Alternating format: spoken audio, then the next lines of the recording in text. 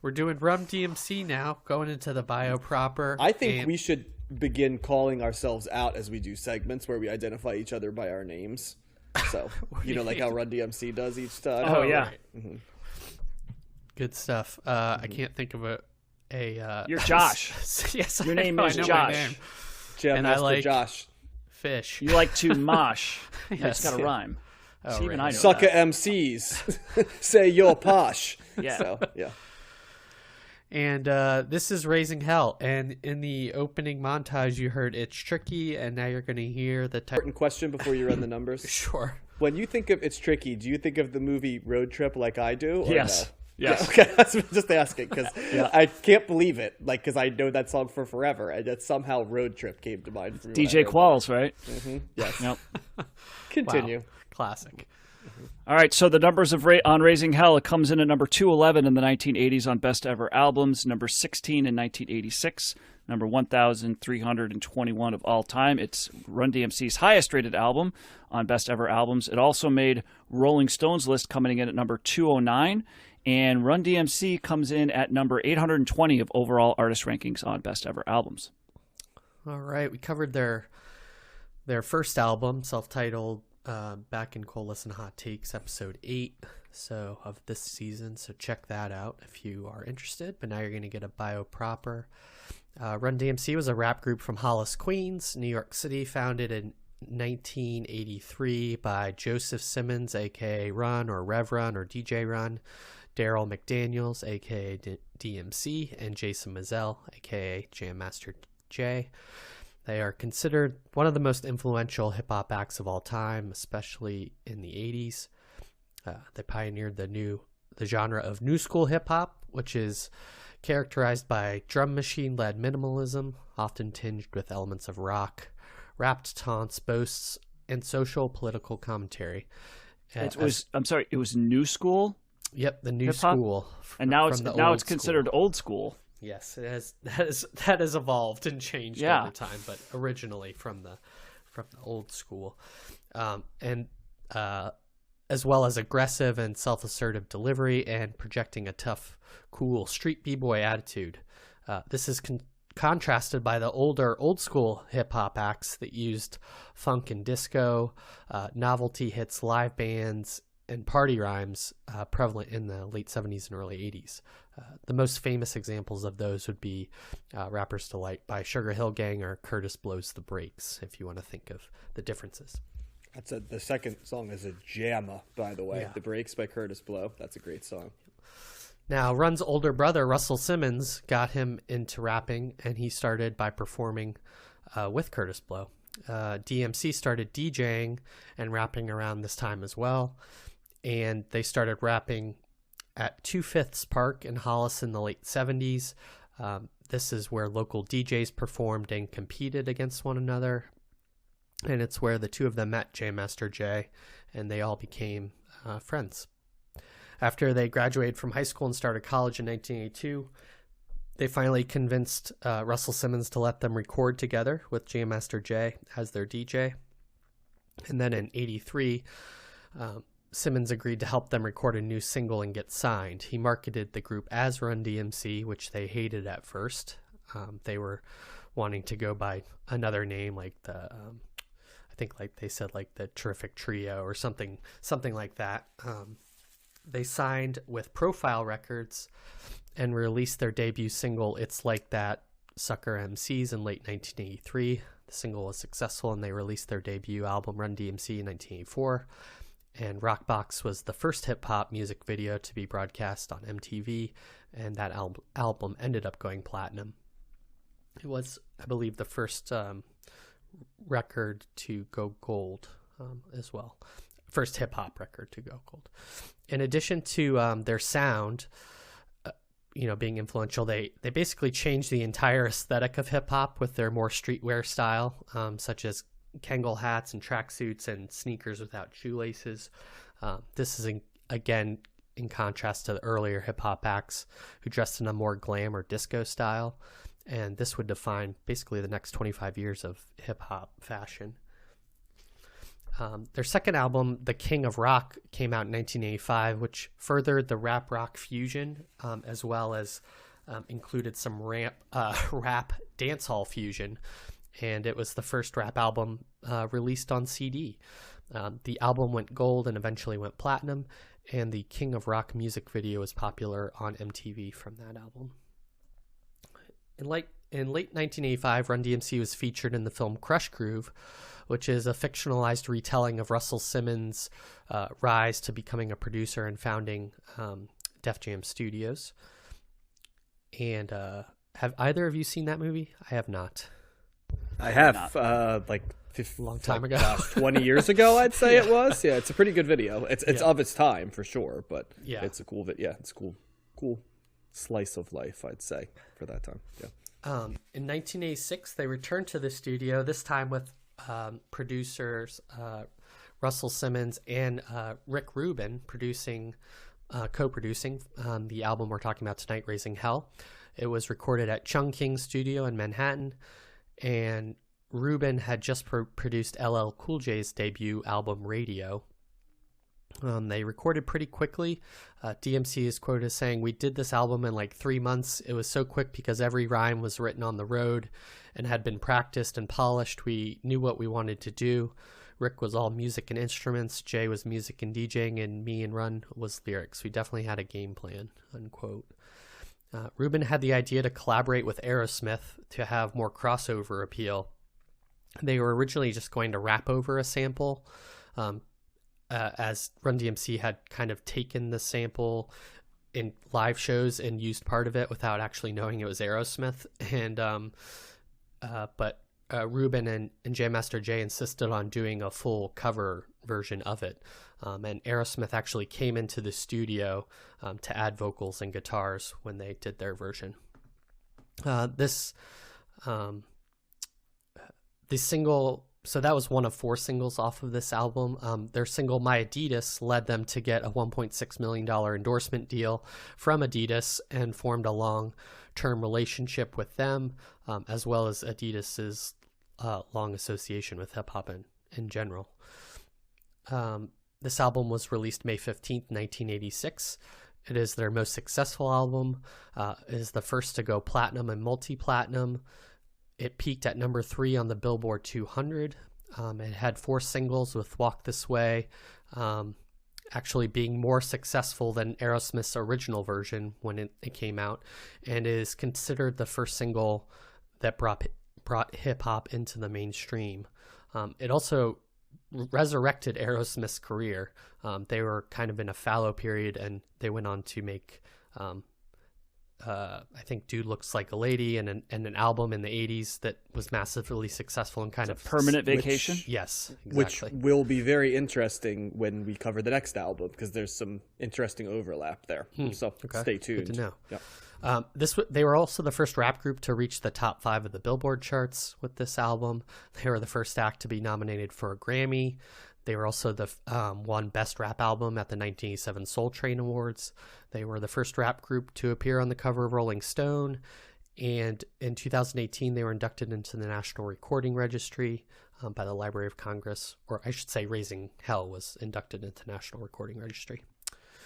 It was critically well-liked and ranked 5th on the Best Albums of 1986 by the Village Voice Paz and Jop Critics Poll. It was ranked number 8 in the Albums of the Year by NME. And this album is often credited with starting hip-hop's golden age, along with its visibility to a wide, to the culture at large, and commercial viability as a genre. They did tour after this album's release, but the Raising Hell tour was often incited violence, particularly between rival gangs in cities like LA. And after the tour, they went on another tour called Together Forever Tour with the Beastie Boys. So I do have... Not Rick Astley? No. It's disappointing. No. I was hoping that would be a bill. I do have a coda. This is the last time we're covering them. So let's talk about the album, though. Let's start with John. What did you think of Raising Hell? Sure. Well, it's an interesting comparison point, isn't it, to the earlier album we did? Because they've clearly upped their game in terms of creativity and production, I would say. The first album felt a little skeletal, I would say, compared to this one. One of the interesting things about Run DMC is the narrative I've always known of them is they sort of created the modern era of hip-hop, I guess. And when we say modern, it would be what came in the late 80s and the 90s, right? Mm-hmm. So to some degree, there's a lineage. But there still is a level of detachment from that era, I feel, when I'm listening to Run DMC, even late Run DMC. I don't know if you guys know what I'm saying. And what I say is that there seems like there needs to be, you know, what was it? Like the Neanderthals sort of led to, you know, Homo erectus, right? And then like led to like Homo sapiens and stuff. Mm-hmm. I feel like we're not quite like Homo erectus to Homo sapiens here. Like we have a couple stages to go. And that is not a knock of this album because I enjoy this album. But it doesn't sound quite as modern as I think some of those albums we're going to cover in the late 80s sound that I think serve as a bridge. I would even argue that their contemporary, LL Cool J, kind of sounds a lot more like where hip-hop is going, and that album came out at the same time, right? But when you hear like I'm Bad, right, from that album, it just seems a little bit more like what I think the idea of moving it into the harder edged hip-hop area sounds like. Now, with that being said, I think this is a really strong album, and it starts off on fire, doesn't it? Like a ton of sort of essential Run DMC songs. They front load this album for sure in terms of what you're looking at. And did you happen to read, Josh, at all if that was done intentionally? Because it definitely, as the album goes on, I feel loses a little bit of steam, as you would expect, right? When you're coming out just as hot as this album does, because you've got, you know, It's Tricky and My Adidas within the first 4 songs, which are the songs that immediately jump out to me. It Doesn't Take Long Before Walk This Way comes in as well. And so, I just thought from a situating song standpoint, this one I think clearly had an idea of what was going to be, you know, as much as hip hop was radio friendly in this era, right? But was going to break them. And, you know, Run DMC was a little bit savvier, probably because some of it was with Russell Simmons running it, right? He was kind of a marketing genius in terms of this era, but they'd also dabbled into things that hip hop just didn't go to, right? Like videos. So it's just interesting to think that they were, especially when we covered like Boogie Down Productions, right? Where you in no world can you imagine Boogie Down Productions going, and then we're gonna tour and have a song on radio and have a song on MTV. Like just it didn't even exist in that world. So it's kind of amazing how ahead of the curve Run DMC was of everybody, and for that matter, everything on Def Jam, right? Because as much as hip hop was a commercial entity at this point, it was all the Def Jam acts, LL, you know, Run DMC, Beastie Boys, stuff like that. Mm-hmm. So just a slight correction there, because that's kind of a common misconception with Run DMC. They were never ever actually signed to Def Jam, even though Russell Simmons produced their albums, and they were so, you know, obviously so kind of closely related to him. Def Jam adjacent, should we call it? Is that a better described to do? So I appreciate you filling in on that. But I mean, Peter Piper, It's Tricky, My Adidas, Walk This Way. That's how it starts. I mean, those are clearly the 4 biggest songs on this album. Probably then we're looking at like You Be Illin' Raisin' Hell, right? Or the other songs that if you bought like a greatest hits of Run DMC, you would know. But all the hallmarks of that Def Jam or Def Jam adjacent will go with styles here. It's that call and response rap, finishing the sentences are there. There's still very direct sampling, I would say. The beats, while not basic, are pretty much loops, I would say would be the best way to put it. With loops with scratching would be the sort of the DJing style that Jam Master Jay is using right here.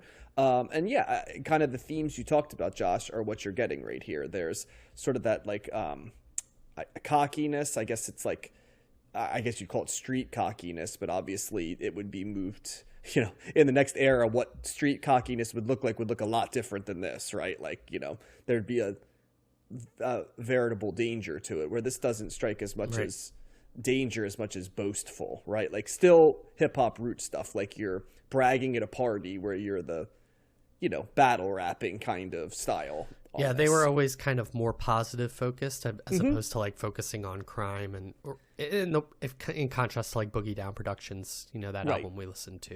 Yeah. Well, even Boogie Down Productions went positive, after but like it still harkens back to hip hop's roots, right? Where like you'd have a house party and you'd kind of have a DJ, sometimes going on their own or sometimes battling. As we talked about in a lot of the hip hop albums that we're covering in this era, the DJ is central to this in a way that it kind of loses its thing or gets redefined as the beat, right? As opposed to the craft of DJing, right? It's and I think you mentioned, Josh, that you felt a little that it was a lost art, and there's some. Yes. The more we listen to these albums, the more you start to realize, that this is a different way of laying down, a beat, that's more craft than it is sitting in a studio and fiddling, right? Like these DJs are clearly designing this to be played loud in front of audiences, just like a beat maker does, but there's less of like a mad scientist,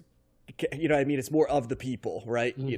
Style in terms of DJing at this point. So that's my initial thoughts. I'm curious to hear both of your takes, and then I'll jump back in with some additional thoughts. But whenever I go first, I don't like to take all the air. So Matt, what'd you think?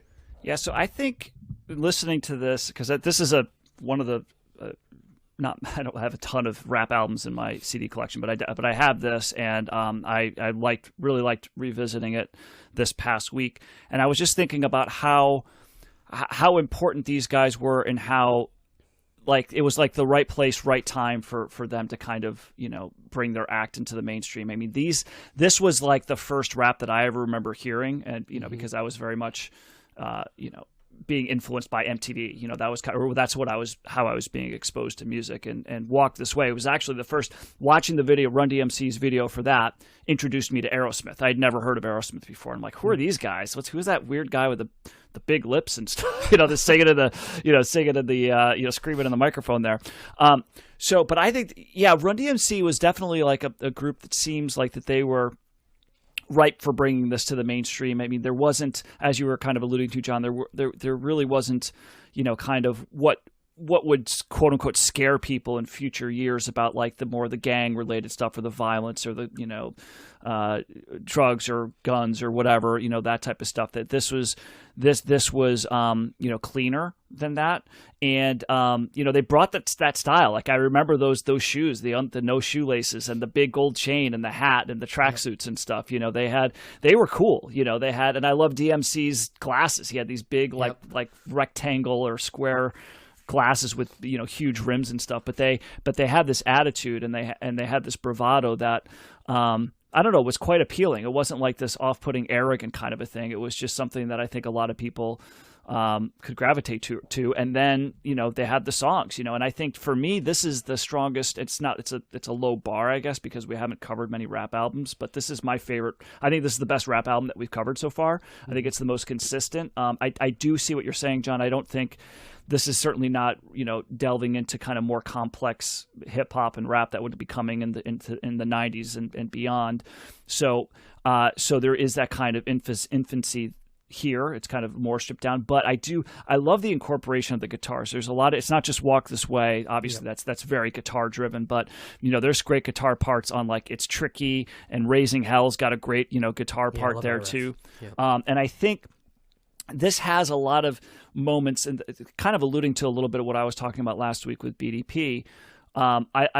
I like just the little intricate kind of additions to some of the songs that adds a little bit more. Like Peter Piper's a great example. It's a very stripped down kind of song, but they got those chimes or those bells that are really going throughout the song that adds a different layer to it, which, if you compare that to something like Perfection, which is a much more of a stripped down song, there's like a little piano part maybe there or something, but they still are able to incorporate little parts throughout a lot of these songs that give it a little bit more oomph as far as I'm concerned.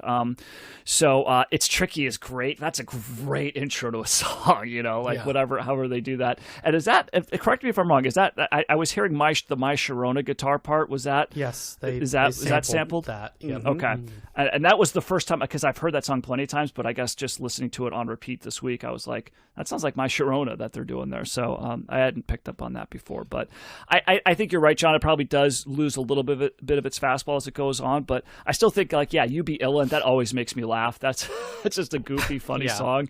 Proud to Be Black, I think, is a good way to end it. They got the beatboxing with like Hit It Run. They're doing like the Fat Boys beatboxing kind of thing. I don't know who's doing that, but that's something that didn't really last too long. That's kind of like a dated element of hip hop, is the beatboxing, the full blown beatboxing there. So, but yeah, I like it. It's got great crossover appeal, and it's a really important record. It's an important group that really brought hip hop to the mainstream. And for someone like me who's not that much into it or knows a ton of it, like, this was a really enjoyable listen, and I liked it. I was debating, like, it might be my favorite of the week. I'm not sure, but I definitely am a thumbs up on it. Yeah, I agree with both of you.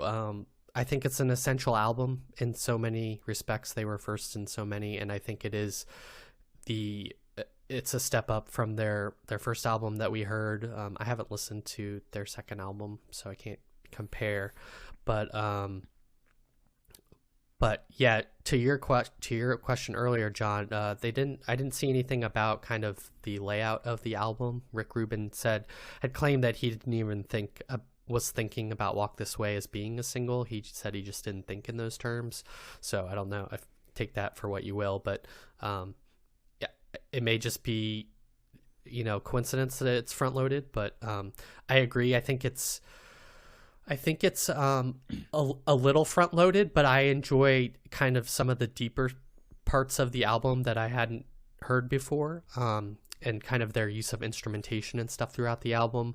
I think Peter Piper as an opening track is just kind of the perfect demonstration of who they are.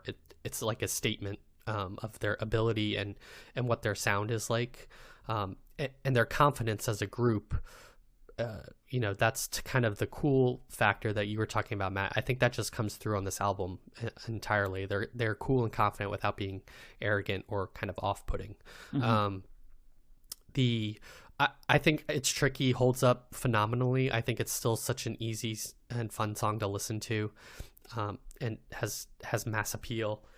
This album is a bit more explicit than I remembered or thought it would be. I thought, because I kind of associated Reverend Run with religion and them being kind of an earlier hip hop act, I assumed or thought that they would be just kind of completely clean, but there are little things here and there that make me laugh on the album, and some of the songs are marked as explicit, at least they dropped the F-bomb. Amazon. And there's some sexual innuendo and things like that that are funny.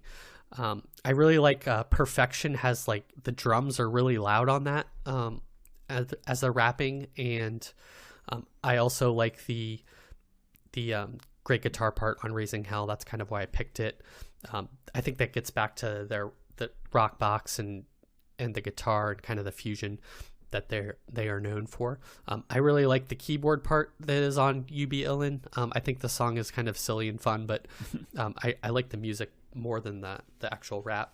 And then Dumb Girl, which I think is my favorite deep cut on this. The bass is so heavy on that, it like shakes my headphones, which is I'm not sure does. I thought the same thing. I'm not altering the levels on my listening, but I loved it. I love heavy bass. Love how it's like, you dumb girl, like just their style for whatever reason, those words really, yeah. So I think it's entertaining throughout. Maybe some of the songs are a little weak on the back end, but I think it's such an easy listen for me.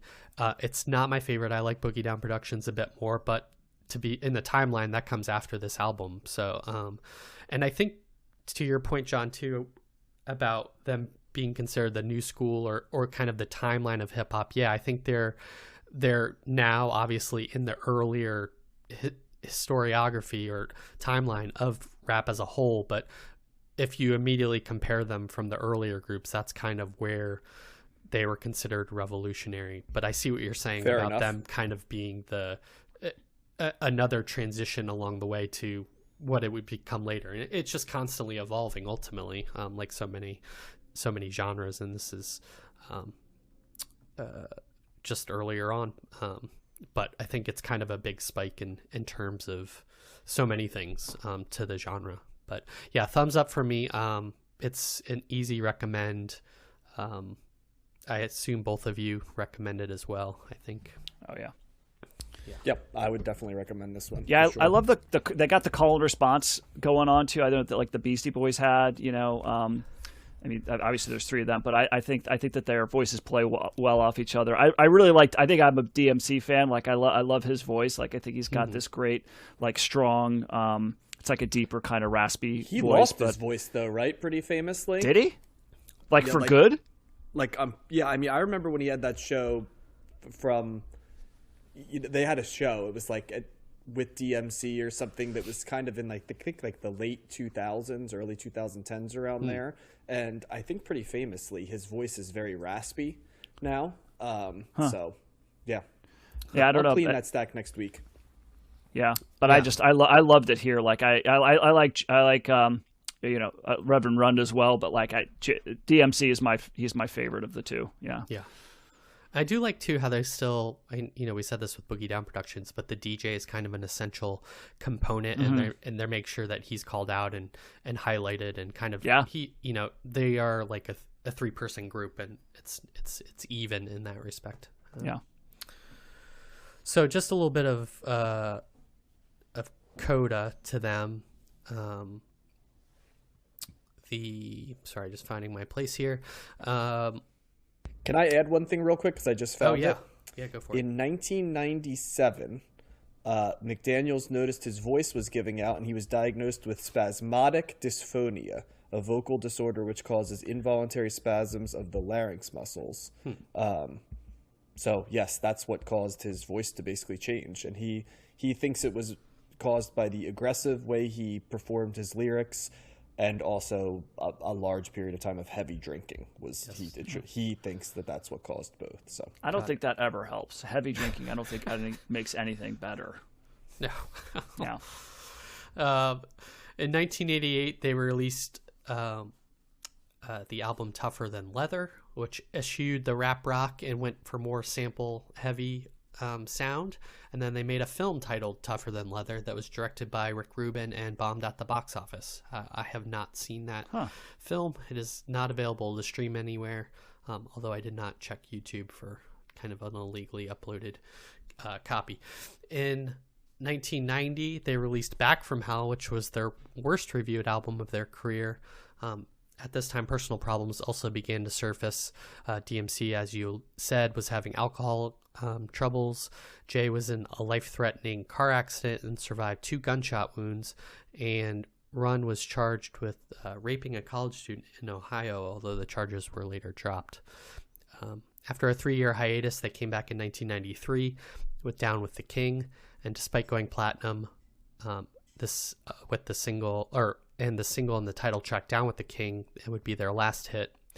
J Master Jay started his own label, JMJ Records, and discovered and produced Onyx, who had the hit single Slam. Slam, yeah. And later he would be his protege 50 Cent would sign to the label early on in his career.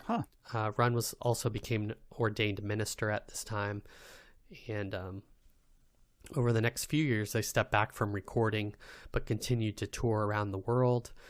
DMC was beginning to tire of the group and had continued substance abuse and mental health issues. In 1999, Run DMC recorded the theme for the WWF wrestling stable D-Generation X entitled The Kings, which appeared on the WWF Aggression album. Guys always get those wrestling references in there. Yeah, I remember that one, yeah. Not my favorite DX theme, but still. No. After a long delay and continued friction between Run and DMC, their album Crown Royal was released in 2001.